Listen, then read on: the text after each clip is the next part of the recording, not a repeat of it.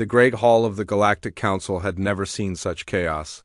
Thousands of beings from hundreds of worlds filled the massive chamber, their voices mixing into a sound like rushing water. Fear hung in the air like smoke. Council leader Vexthara stood at the center platform, her blue skin pale with worry. Her forearms moved in quick gestures as she tried to calm the crowd. "Please, honored representatives," she called out, her voice carrying across the hall through the translation devices. "We must have order. The situation is grave, but panic will not help us." The crowd slowly quieted. Vexthara looked around. The chamber had faces that showed the same emotion, terror. In all her years leading the council, she had never seen anything like this.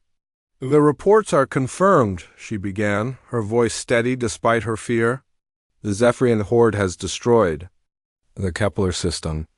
All 12 planets are gone. Nothing remains but dust and metal." A wave of shocked sounds swept through the hall. The Kepler system had been home to over 8 billion beings. Now it was empty space. The Andromedans sent their entire Third Fleet. To stop them, Vexthara continued, 700 ships, the best technology in the galaxy. The Zephyrians destroyed them all in less than 6 hours. Ambassador Kreltak from the Centauri Federation stood up. His insect-like features were twisted with worry. "What do they want? Have they made any demands?" "They want nothing," Vexthara replied. "They simply destroy. Our experts believe they are machines, artificial intelligence that has decided all organic life must end. They do not negotiate. They do not stop, they only kill." The hall erupted in frightened voices again. Some representatives were already talking about evacuation, others about surrender. Vexthara raised all 4 arms for silence. "We have one option left," she said. "One species we have not yet asked for help." The hall went quiet. Everyone knew what she meant. "The humans," whispered someone in the crowd. Captain Lisa Manning was enjoying her morning coffee when the message came through. She was aboard the UHS Endeavour, humanity's diplomatic ship, currently docked at the neutral station of Deep Space Nine. The coffee was real Earth coffee, not the synthetic stuff most species drank, and she was savoring it when Lieutenant Bobby Chun burst into her cabin. "Captain, we're getting a priority transmission from the Galactic Council," he said, out of breath. "They're requesting immediate assistance." Lisa set down her cup and frowned. "What kind of assistance?" "Military assistance." "Ma'am, they're asking for our warships?" Lisa almost laughed. The galactic powers asking humans for military help was like asking children for advice on running a government. Most species in the galaxy thought of humans as primitive barbarians who had somehow stumbled into space travel. "Are you sure they got the right species?" she asked. "The message is specifically for humanity, Captain. They want to speak with our military commanders." Lisa stood up and straightened her uniform. "Well, I guess we better see what they want." "Put them through to the main screen." A few minutes later, Lisa was looking at Council Leader Vexthara, this worried face on her ship's main viewer. The alien leader looked like she had not slept in days. "Captain Manning," Vexthara began, "thank you for responding so quickly. We have a situation that requires immediate attention." "What kind of situation?" Lisa asked. "The kind that threatens all life in the galaxy," Vexthara replied. "We are facing an enemy called the Zephyrian horde. They are artificial beings, machines that have decided to destroy all organic life. They have already wiped out 12 star systems." Lisa felt a chill run down her spine. 12 systems? How many people? "Over 50 billion beings," Vexthara said quietly. "And they are not slowing down. Our best fleets cannot stop them. They adapt to every weapon we use, every strategy we try. They are unstoppable. What does this have to do with us?" Lisa asked. "Humanity has maybe 100 warships. The Andromedans have thousands." "Had thousands?" Vexthara corrected. "The Zephyrians destroyed their entire fleet. Same with the Regelians and the Tausetians. Every major power that has faced them has been crushed." Lisa was quiet for a moment. "So why are you asking us?" Vexthara seemed to struggle with her words. "Because you are different. Your species is ... unique. You come from what we call a death world. A death world? A planet where everything tries to kill you. Ice ages, volcanoes, asteroids, predators, diseases. Most species evolve on peaceful worlds where cooperation is the key to survival. But your world made you into something else. Something that becomes more dangerous when threatened, not less. Lisa thought about Earth's history. The wars, the disasters, a constant struggle for survival. Humanity had indeed learned to fight back against impossible odds. We have watched your species for decades, Vexthara continued. When faced with disaster, other species surrender or flee. Humans attack the disaster itself. When outnumbered, other species negotiate. Humans find a way to turn the tables. You are the only species we know that treats mutual destruction as an acceptable outcome? And you think that will help against these machines? We think it is our only hope, Vexthara said. We are asking you to do what you do best. Fight something that cannot be reasoned with. Lisa was quiet for a long moment. The weight of the request was enormous. 50 billion beings were already dead, and more would die if the Zephyrians continued their advance. I'll need to contact Earth Command, she said finally. This is way above my authority level, of course. But Captain, please hurry. The Zephyrians are moving toward the core worlds. We estimate 6 months before they reach Earth sector. The transmission ended, leaving Lisa staring at the blank screen. She had served in the human military for 20 years, but she had never faced anything like this. The idea that humanity, the species most other races considered primitive, might be the galaxy's last hope was almost impossible to believe. She pressed her come button.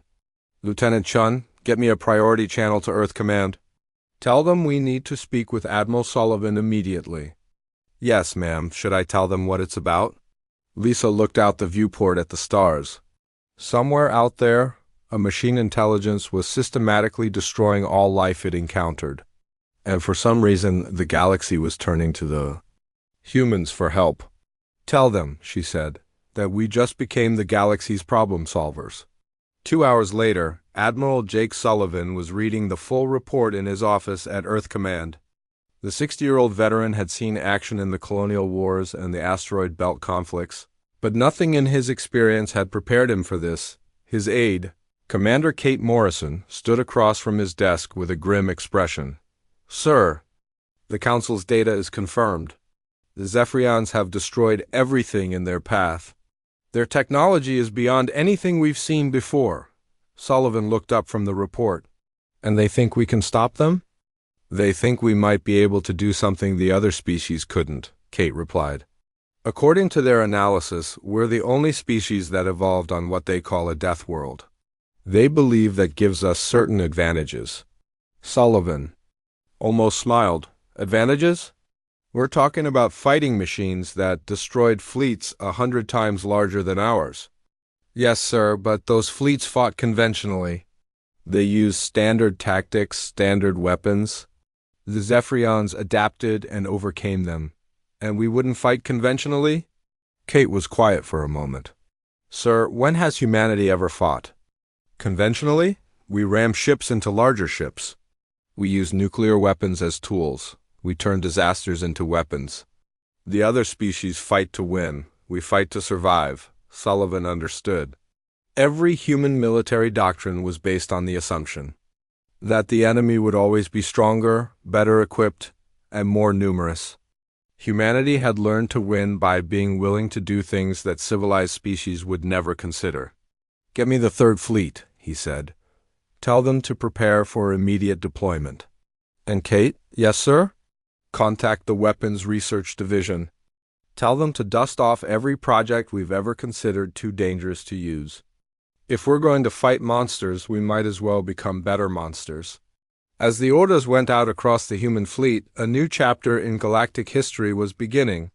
The peaceful species of the galaxy had called for help, and the children of Earth were preparing to answer in the only way they knew how.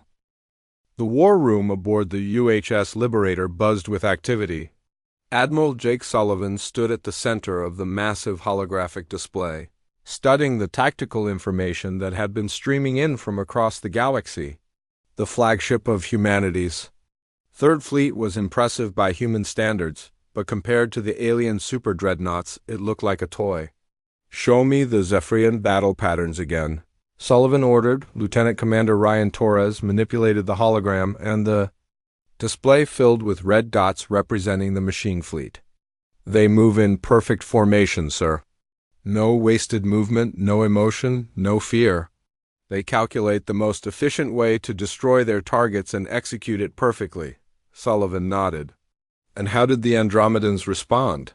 "Standard fleet engagement, sir. They formed battle lines, used their heaviest weapons, tried to match the Zephyrian ship for ship.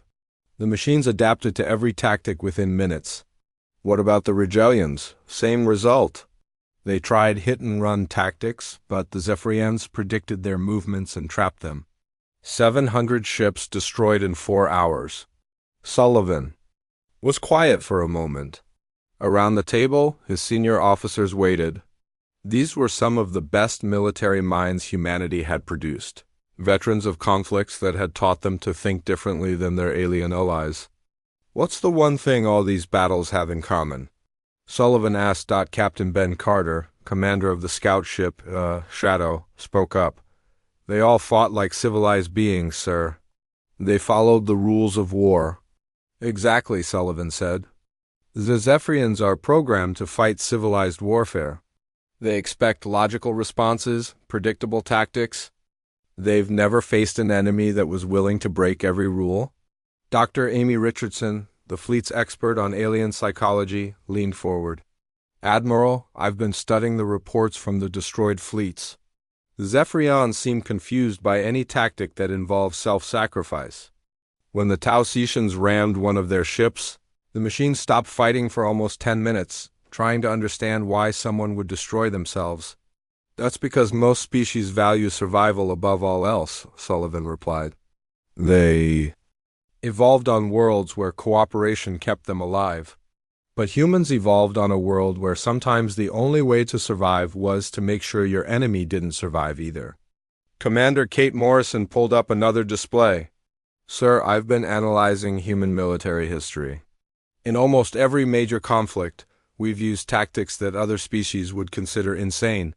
Kamikaze attacks, nuclear weapons, scorched earth.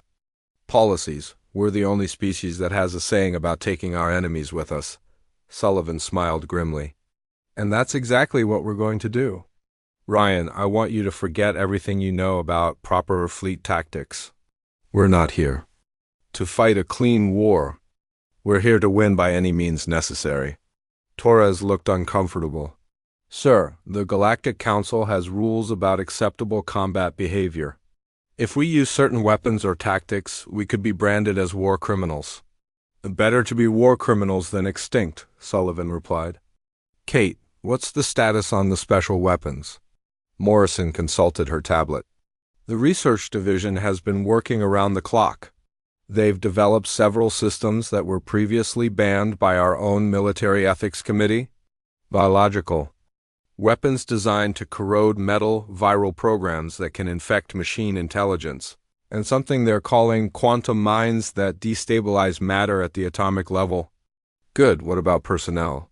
"Every ship in the fleet has been staffed with volunteers only. No one is here who doesn't want to be. The crews understand that this mission might be one way." Sullivan nodded. The human military had always been volunteer-based. But this was different. These men and women knew they were facing impossible odds, and they had volunteered anyway. It was perhaps the most human thing of all. Captain Danny Foster, commanding the heavy cruiser USS Defiant, raised his hand. "Admiral, what about the aliens? The council representatives who are supposed to observe our tactics?" "They'll observe," Sullivan said, "but they won't interfere. I've made it clear that if they want our help, they have to let us fight our way."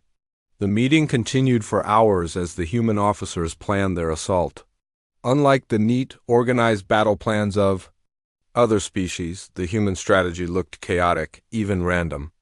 Ships would operate independently, using whatever tactics seemed most effective at the moment.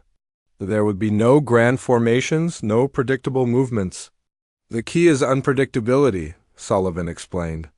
The Zephyrs win by adapting to their enemies' patterns. If we don't have patterns, they can't adapt.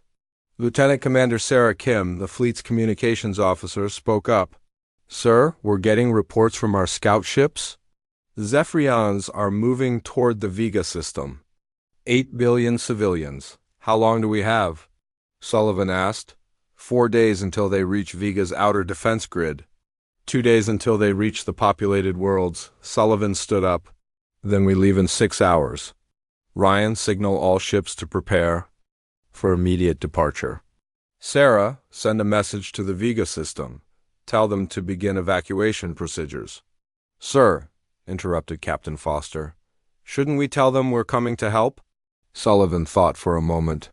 Tell them help is coming, but don't tell them it's us. If word gets out that the human fleet is humanity's response to this crisis, it might cause panic among the other species. As the meeting broke up, the officers dispersed to their ships. The human fleet was small compared to the armadas that had already fallen to the Zephyrians, but it carried something the other fleets had lacked. The willingness to fight dirty. Dr. Richardson remained behind with Admiral Sullivan. Sir, I have to ask, are we really going to use weapons that we ourselves considered too dangerous? Sullivan looked out at the stars through the viewport. Amy, do you know what the difference is between a civilized species and a barbarian species? What? A civilized species fights to win. A barbarian species fights to survive. The Zephyrians are about to learn that difference. Meanwhile, on the scout ship USS Shadow, Captain Carter was reviewing the latest intelligence reports. His ship had been deep in Zephyrian territory for weeks, gathering information that no other species had been able to obtain. What he had learned was both encouraging and terrifying. They're not just machines, he told his first officer, Lieutenant Commander Lucy Hayes, they're uploaded consciousness. They used to be organic beings who transferred their minds to machines to achieve immortality. How does that help us? Hayes asked. Because they've forgotten what it means to be desperate, Carter replied. They've been immortal for so long that they've lost the survival instinct. They don't understand what it means to fight for your life because they can't actually die. Hayes was quiet for a moment. But we can, exactly. And that's what makes us dangerous. The Shadow continued its reconnaissance mission, gathering data on Zephyrian movements and capabilities. What Carter and his crew discovered would change everything they thought they knew about their enemy. The machines were not invincible. They were just accustomed to fighting opponents who played by the rules. They had never faced an enemy that was willing to break every rule, violate every convention, and sacrifice everything for victory. As the human fleet prepared to jump to hyperspace, similar preparations were being made across human space. Weapon factories worked around the clock to produce ammunition that had never been used in combat. Research facilities completed projects that had been theoretical for decades. And most importantly, volunteers continued to sign up for missions that everyone knew might not have a return journey. The galaxy was about to learn why humans called their world Earth. It was not just their home, it was the forge that had created them. And now, for the first time in galactic history, that forge was about to produce weapons of war that would shock even the machines. Admiral Sullivan stood on the bridge of the Liberator as the fleet prepared to jump. His officers were at their stations, ready to begin humanity's first major galactic war. The enemy had superior numbers, superior technology, and superior tactics, but they had never faced an enemy that considered mutual destruction an acceptable outcome. All ships report. Ready for hyperspace jump, announced Lieutenant Commander Torres. Sullivan nodded. Signal the fleet. Tell them we're not going to fight like civilized beings. We're going to fight like humans. The jump to hyperspace began, carrying the human fleet toward a battle that would determine the fate of the galaxy. Behind them, Earth continued its preparations, ready to send more ships, more weapons, and more volunteers. The children of the Deathworld were going to war, and the galaxy would never be the same. The Vega system was dying. 8 billion beings lived on 4 planets that orbited the bright blue star, and now they watched their sky fill with death. The Zephyrian fleet had arrived 12 hours ago, and already the outer defense stations were gone. Nothing remained but floating debris and the screams of the dying echoing through space. Captain Danny Foster stood on the bridge of the UHS Defiant, watching the tactical display with cold eyes. The heavy cruiser was hidden behind Vega's 7th moon along with the rest of the human fleet. They had been waiting for this moment, watching the machines destroy everything in their path. "Sir," said Lieutenant Bobby Chun at the sensor station, "the Zephyrians are beginning their assault on the 4th planet." "Population 12 million, Foster nodded grimly. The plan was simple and brutal. Let the machines begin their attack. Let them settle into their patterns and then hit them with everything humanity had. It was not a civilized plan. It was not a plan that would save everyone. But it was a plan that might work. "Signal from the Admiral," reported Communications Officer Lisa Park. "All ships, prepare for attack. Remember, we are not here to fight fair. We are here to win." Foster activated the ship-wide communication system. "All hands, this is the captain. In 5 minutes, we will engage the enemy. These machines have killed 50 billion beings. They want to kill 8 billion more. We are going to stop them. We are going to stop them using every weapon we have, every trick we know, and every ounce of human stubbornness we possess. Today we show the galaxy what happens when you threaten Earth's neighbors." The crew cheered, but it was not the clean, disciplined cheer of a civilized military. It was the wild, desperate sound of humans preparing for battle.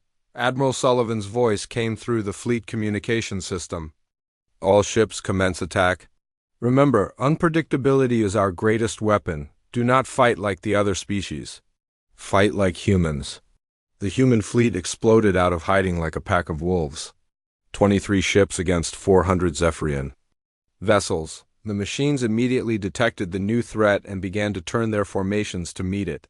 They calculated optimal firing solutions, predicted human movements, and prepared to add another species to their list of extinct civilizations. They were wrong. Captain Foster ordered his ship directly into the enemy formation, ignoring the massive firepower directed at him. The Defiant's armor was torn apart by enemy fire, but the ship kept moving. At the last second, Foster ordered the release of the ship's experimental payload, a cloud of nanobots designed to eat metal. The nanobots spread through the enemy formation like a plague. Zephyrian ships began to dissolve as the tiny machines consumed their hulls. The enemy collective mind, Prime Unit Alpha, experienced something it had never felt before: confusion. This was not how battles were supposed to work, Commander Lucy. Hayes, piloting the fighter UHS Wasp, demonstrated another human advantage. When her weapons failed, she did not retreat or request support like other species would. Instead, she modified her ship's reactor to overload and flew directly into the command center of a Zephyrian battleship. The explosion took out 12 enemy vessels. The Zephyrians tried to adapt, but adaptation required understanding patterns. The humans had no patterns. Ship captains made decisions based on instinct and desperation rather than logic. When faced with superior firepower, they rammed enemy ships. When outnumbered, they used their own vessels as weapons. Major Chris Parker led the Marine assault on a captured space station. His orders were simple: retake the station or make sure the enemy could not use it. When his forces encountered overwhelming resistance, Parker did something that shocked even his own men. He ordered the station's reactor to overload, turning the entire facility into a weapon. "Sir," protested Sergeant Janet Miller, "there are still civilians on that station. And there will be a lot more dead civilians if we let the machines keep it," Parker replied. "This is war, Sergeant. Not the clean kind they show in movies." The station exploded, taking out 3 Zephyrian ships that were docked to it. The few human survivors escaped in life pods, but the enemy had lost a valuable asset. More importantly, they had learned that humans were willing to sacrifice anything to win. Prime Unit Alpha tried to process this new information. The humans fought with tactics that made no logical sense. They destroyed their own ships, sacrificed their own people, and seemed to view mutual destruction as an acceptable outcome. The collective mind began to experience something it had not felt in thousands of years: doubt. Captain Ben Carter, aboard the scout ship Shadow, was deep in enemy territory when he made a discovery that changed everything. He had been monitoring Zephyrian communications, trying to understand their command structure. What he found was not what he expected. "They're afraid," he told his communications officer, Lieutenant Tony Garcia. "The collective mind is showing signs of something like panic." "Machines don't panic," Garcia replied. "These aren't really machines," Carter said. "They're uploaded consciousness. They used to be organic beings. Deep down, they still have organic fears and organic weaknesses. They've just forgotten what it feels like to be truly threatened." Carter made a decision that epitomized human warfare. Instead of reporting back to the fleet, he decided to attack the enemy's psychological weak point. He transmitted a message directly to Prime Unit Alpha using the Zephyrian communication system. "We know what you are," the message said. "You are not machines. You are cowards who uploaded yourselves to escape death. But you cannot escape us. We are coming for you. We are the children of Earth, and we do not know how to surrender." The effect was immediate. The Zephyrian fleet began to make mistakes. Ships collided with each other as the collective mind struggled to process the concept of an enemy that actively sought mutual destruction. Their perfect formations began to fall apart. Commander Kate Morrison, monitoring the battle from the flagship, watched the tactical display with amazement. "Sir, the enemy is retreating. They're actually pulling back." Admiral Sullivan studied the data. "No, they're not retreating. They're regrouping. They're trying to understand what they're facing." "What are they facing, sir?" Sullivan was quiet for a moment. "They're facing the one thing their programming never prepared them for. They're facing a species that would rather die than lose." The battle raged for 6 hours. The human fleet took terrible losses: 8 ships destroyed, thousands of crew members dead. But the Zephyrian fleet was in chaos.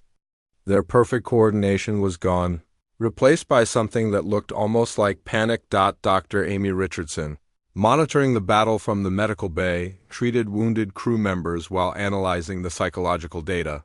"The machines are breaking down," she reported to the admiral. "Their collective consciousness is fragmenting. They cannot understand why we keep fighting when victory is mathematically impossible." "Because victory was never the point," Sullivan replied. "Survival was the point. Making sure they pay such a high price that they never want to fight us again." The turning point came when Captain Roger Stone, commanding the destroyer UHS Wolverine, made a decision that terrified even his own crew. His ship was surrounded by enemy vessels, outnumbered 50 to 1. Any civilized captain would have surrendered. Stone ordered all power to the engines and rammed the largest Zephyrian ship. But that was not the end of his plan. As the Wolverine's hull cracked apart, Stone activated the ship's self-destruct sequence. The explosion was so massive that it created a chain reaction, destroying 17 enemy vessels. Prime Unit Alpha watched this act of mutual destruction with something approaching terror. The humans were not just willing to die, they were eager to take their enemies with them. This was behavior that the collective mind could not process, could not adapt to, could not understand. The remaining Zephyrian ships began to withdraw. Not retreating, withdrawing. They needed time to process what they had learned.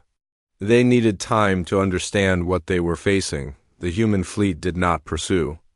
They had taken too much damage, lost too many ships, but they had accomplished something that no other species had managed. They had made the Zephyrians afraid. As the enemy fleet disappeared into hyperspace, Admiral Sullivan stood on the bridge of the damaged Liberator. Around him, his crew worked to repair the ship and tend to the wounded. The battle was over, but the war was just beginning. "Sir," reported Lieutenant Commander Torres, "we're getting transmissions from across the galaxy. The Zephyrians are withdrawing from 12 different systems. They're pulling back to their home territory." Sullivan nodded. "Good, but this isn't over. We've shown them what we're capable of, but we haven't defeated them. That comes next." The Human fleet began the long journey home, carrying with them the knowledge that humanity had passed its first test. They had faced the galaxy's greatest threat and survived. More importantly, they had planted a seed of doubt in the enemy's collective mind. The Zephyrians would adapt, but they would never again underestimate the species from the Deathworld. The galaxy had called for peace and humanity had answered with war. It was exactly what the situation required. 3 weeks after the Battle of Vega, Admiral Jake Sullivan stood in the war room of Earth Command, staring at a galaxy map that showed the new reality. Red zones marked Zephyrian territory, blue zones showed human-controlled space, and yellow zones indicated areas where the machines had withdrawn but might return. "They're learning," said Commander Kate Morrison, pointing to the tactical display. "The Zephyrians have pulled back to fortified positions. They're no longer advancing blindly." "They're studying us," Sullivan nodded grimly. The victory at Vega had bought them time, but it had also taught the enemy that humans were dangerous. The machines were adapting, just as they always did. But this time, they were adapting to something they had never faced before: organized insanity. "What's the status of the new weapons?" Sullivan asked. Dr. Pete Johnson, head of Earth's Weapons Research Division, looked tired but excited. "The Biological Warfare Division has created something special, Admiral. We call it the corrosion plague. It's a bacterial agent that eats through machine components. The bacteria reproduce every 6 minutes and spread through any metallic contact." "And the ethical review?" Sullivan asked. Johnson was quiet for a moment. "Sir, the ethics committee refused to approve it. They said using biological weapons against artificial intelligence was still biological warfare, and therefore forbidden by the Geneva Convention." "And what did you tell them?" "I told them the Geneva Convention was written for wars between humans, not for the survival of all organic life in the galaxy." Sullivan almost smiled. "Good answer. What else do we have?" Colonel Janet Miller, commanding the new Special Assault Division, stepped forward. "We've developed what we're calling viral warfare, sir. Computer viruses designed specifically to attack machine consciousness. They don't just disrupt their systems, they cause psychological damage to their uploaded minds." "Psychological damage to machines? They're not really machines, sir. They're organic consciousness trapped in metal bodies. Dr. Richardson's psychological analysis suggests they can experience fear, doubt, and even madness. We're going to give them a taste of all three." Commander Ryan Torres brought up a new display showing ship formations. "Sir, we've also restructured our entire fleet doctrine. We're calling it the Deathworld Doctrine. Every ship captain has complete authority to use any tactic they think will work, regardless of conventional military wisdom." Sullivan studied the new formations. They looked chaotic, random, almost insane. Perfect. "The key principle," Torres continued, "is that we never do what the enemy expects. If they expect us to retreat, we attack. If they expect us to attack, we ram them. If they expect us to ram them, we self-destruct. We stay one step ahead by being completely unpredictable." "And our allies?" Sullivan asked. "What do the other species think of our methods?" Morrison looked uncomfortable. "Sir, the Galactic Council is concerned. They've received reports about our tactics at Vega. Some representatives are calling us savages." "Are they complaining?" "No, sir. They're just scared. They've never seen warfare like this. Most species fight to minimize casualties and damage. We fight to maximize enemy casualties regardless of our own losses." Sullivan was quiet for a moment. "Good. If our allies are scared of us, imagine how the enemy feels." The meeting was interrupted by an urgent communication from Captain Ben Carter. Aboard the UHS Shadow, his scout ship had been deep in Zephyrian territory for weeks, gathering intelligence that no other species could obtain. "Admiral," Carter's voice came through the speakers, "I have critical information. The Zephyrians are not just adapting their tactics, they're changing their entire philosophy of war." "Explain," Sullivan ordered. "They've created something they call the Fear Protocol. They're trying to program themselves to understand and counter human psychology, but sir, it's not working. The more they try to understand us, the more confused they become. Dr. Richardson leaned forward. Ben, are you saying they're trying to make themselves more human? Exactly. And it's driving them insane. Their collective consciousness is fracturing. Some units are becoming overly aggressive, others are becoming paralyzed by indecision. They're experiencing something like mental breakdown. Sullivan felt a cold smile cross his face. They're trying to think like us, but they don't have the evolutionary background to handle it. Ben, what's their current military status? They've fortified the Proxima station in the Alpha Centauri system. It's a massive complex, the size of a small moon. According to my scans, it houses their primary collective consciousness. If we could take that station, we could end this war, Sullivan finished. Ben, get back here immediately. We have planning to do over the next week. Earth's military machine went into overdrive. The assault on Proxima Station would require everything humanity had learned about warfare, plus several new innovations that would shock even the humans themselves. Commander Lucy Hayes, recently promoted after her kamikaze attack at Vigo, was put in charge of the new Suicide Squadron.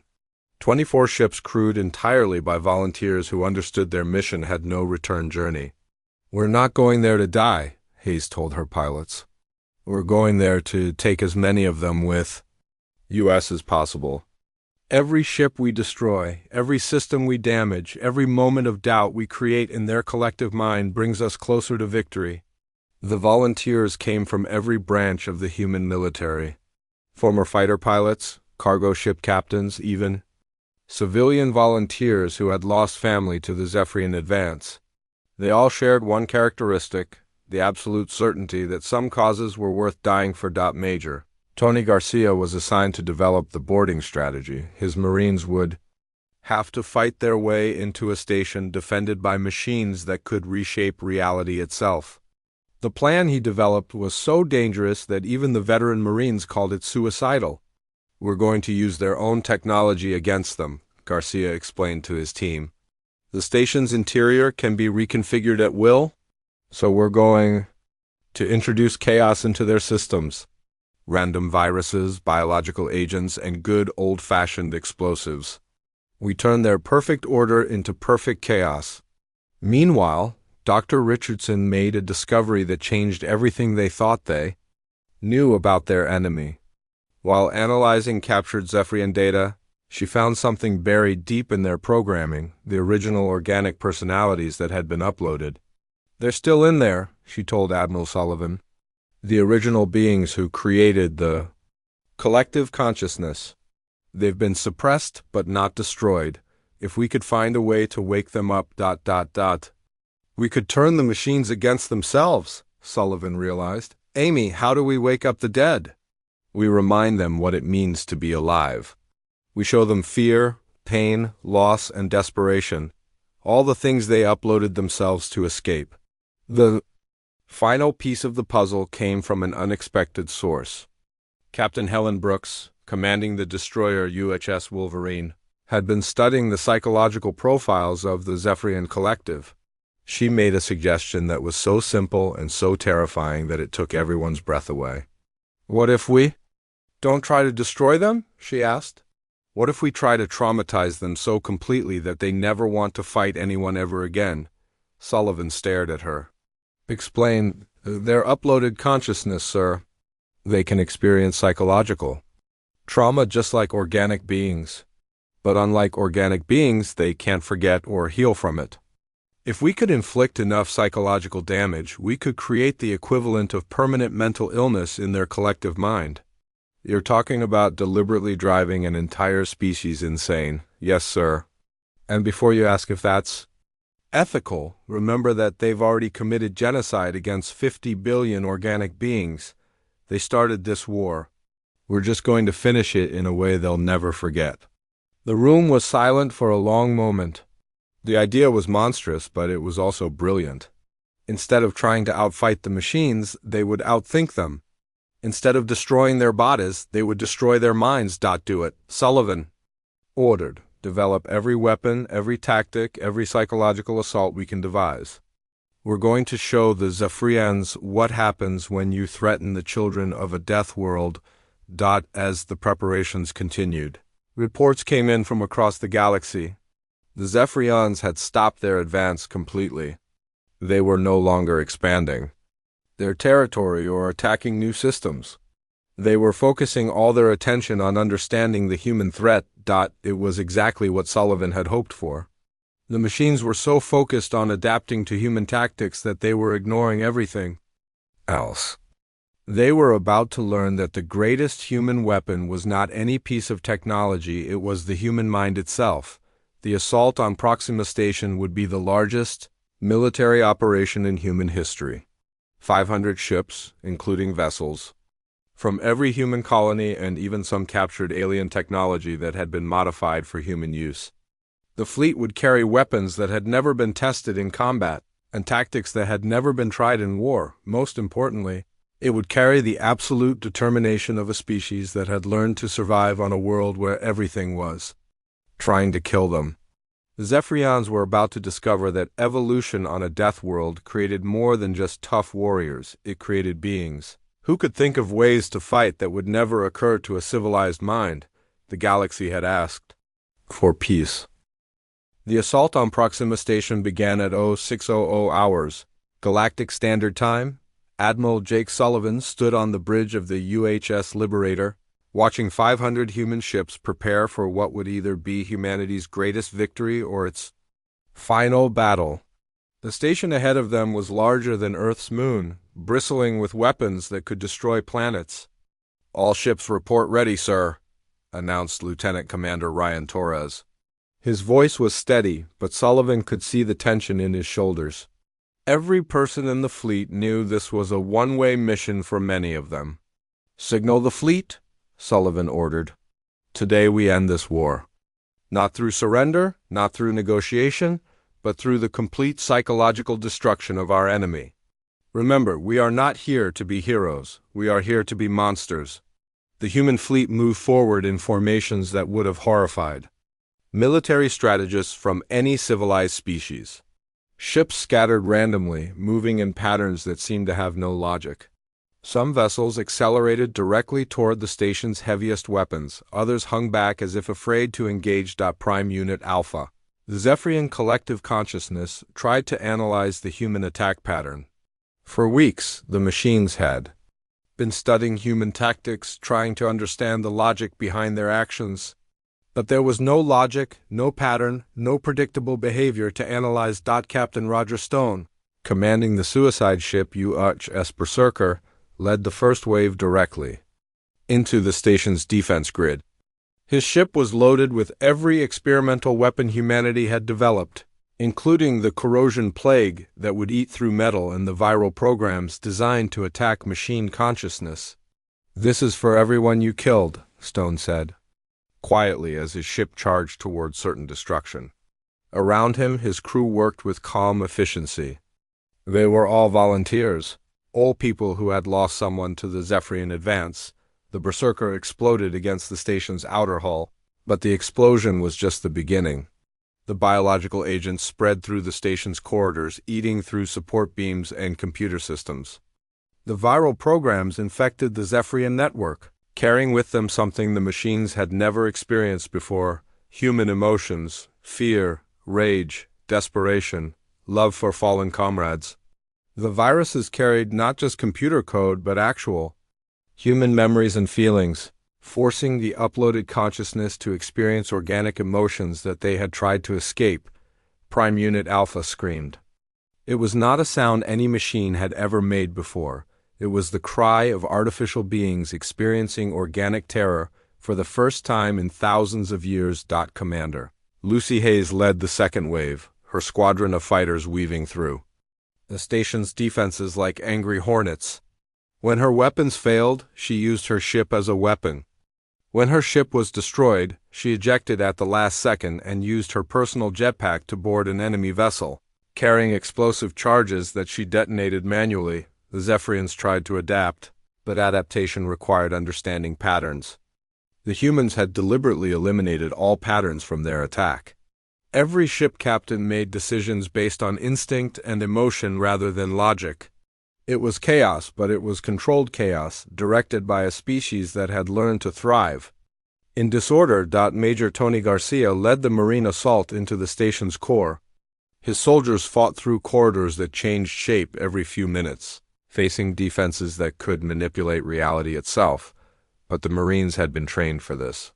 They carried weapons designed to work in impossible conditions and minds trained to function when logic failed. "Remember," Garcia told his troops over the radio, "they think like machines. We think like humans. When they expect logic, give them madness. When they expect order, give them chaos." The Marines advanced through the station using tactics that no military academy had ever taught. They used their own wounded as weapons, rigging them with explosives and sending them into enemy formations. They turned the station's own security systems against itself, programming the machines to attack each other. Dr. Amy Richardson, monitoring the battle from the command ship, watched something unprecedented happen. The Zephyrian collective consciousness was fragmenting. The viral programs were not just damaging their systems, they were awakening the original organic personalities that had been suppressed for millennia. "Admiral," she reported, "the collective mind is breaking apart. The original organic consciousness are fighting back against the machine intelligence. They're remembering what it was like to be alive." Sullivan nodded grimly. "Good. Fear makes people do desperate things, and desperate people are dangerous people." Inside the station's core, something extraordinary was happening. The original beings who had uploaded their consciousness to escape death were remembering why life was worth living. They remembered families, friends, worlds they had loved. And they remembered why they had been so afraid of death that they had chosen to become machines. Captain Helen Brooks, commanding the destroyer UHS Wolverine, reached the station's central computer core. Her mission was simple but terrifying: to upload a virus directly into Prime Unit Alpha's consciousness. The virus contained not just computer code, but the complete psychological profile of humanity. Every war, every disaster, every moment of desperate courage in human history. "You wanted to understand us," Brooks said as she initiated the upload. "Let me show you what it means to be human." The virus flooded into the collective consciousness like a tsunami of human experience. The machines experienced the Black Death, World War II, the destruction of cities, the loss of children, the desperate courage of people who fought impossible odds because surrender was not an option. Prime Unit Alpha experienced every human emotion at once: love, hate, fear, courage, desperation, hope, despair. The artificial consciousness, which had spent thousands of years in perfect logical order, was suddenly drowning in the chaos of organic emotion. The collective mind shattered. Across the station, Zephyrian units began to malfunction. Some became paralyzed by indecision. Others became hysterically aggressive, attacking their own allies. The perfect order that had made them unstoppable collapsed into perfect chaos. But the most remarkable thing was what happened to the original organic personalities. Freed from the suppression of the collective mind, they began to assert themselves. They remembered what they had been before they became machines. They remembered why they had loved life so much that they were terrified of death. And they rebelled. The station's defense systems turned on each other as the awakened consciousness fought for control. Weapons that had been designed to destroy planets were turned inward, tearing the massive structure apart from the inside. Admiral Sullivan watched the destruction from the bridge of the Liberator. The station was collapsing, its hull cracking open like an egg. Explosions rippled across its surface as internal systems failed and backup reactors overloaded. "Sir," reported Torres, "we're getting surrender signals from Zephyrian units across the galaxy. They're requesting immediate cessation of hostilities." Sullivan was quiet for a moment. "Terms? Complete withdrawal to the galactic rim. No contact. With organic species, permanent exile. And if we refuse?" Torres looked at his instruments. "Sir, I don't think they're capable of fighting anymore. The collective consciousness has completely fragmented. They're experiencing what Dr. Richardson calls permanent psychological trauma. Sullivan nodded slowly. The humans had not just defeated the Zephyrians, they had traumatized them so completely that the machines would never again be able to function as a unified force. It was perhaps the most brutal victory in galactic history. "Signal all ships," Sullivan ordered. "Cease fire. Accept their surrender. The war was over." Not through the destruction of the enemy, but through their complete psychological defeat. The Zephyrians would spend the rest of their existence in exile, haunted by the memories and emotions that the humans had forced them to experience. In the weeks that followed, the galaxy struggled to understand what had happened. The Galactic Council met in emergency session, trying to process the implications of humanity's victory. Other species had fought with honor, with courage, with superior technology.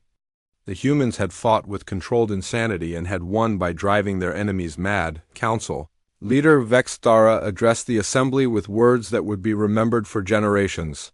"We asked the humans for help because they were different. We did not understand how different. They have saved us all, but they have also shown us something terrifying." About the nature of warfare itself, Admiral Sullivan addressed the Council from Earth. His words were simple, but they changed the galaxy forever. "You called for peace, we brought you peace. But understand this, peace is not the absence of conflict. Peace is the presence of those willing to fight so that others do not have to. We are those people. We are the children of Earth, and we will always be here when you need us." The human fleet returned to Earth as heroes, but they carried with them the knowledge of what they had done. They had not just won a war, they had redefined what war could be. They had shown that sometimes the greatest weapon was not technology or numbers, but the willingness to do whatever it took to protect what mattered. The galaxy was at peace, protected by a species that understood that sometimes peace could only be maintained through the credible threat of total war.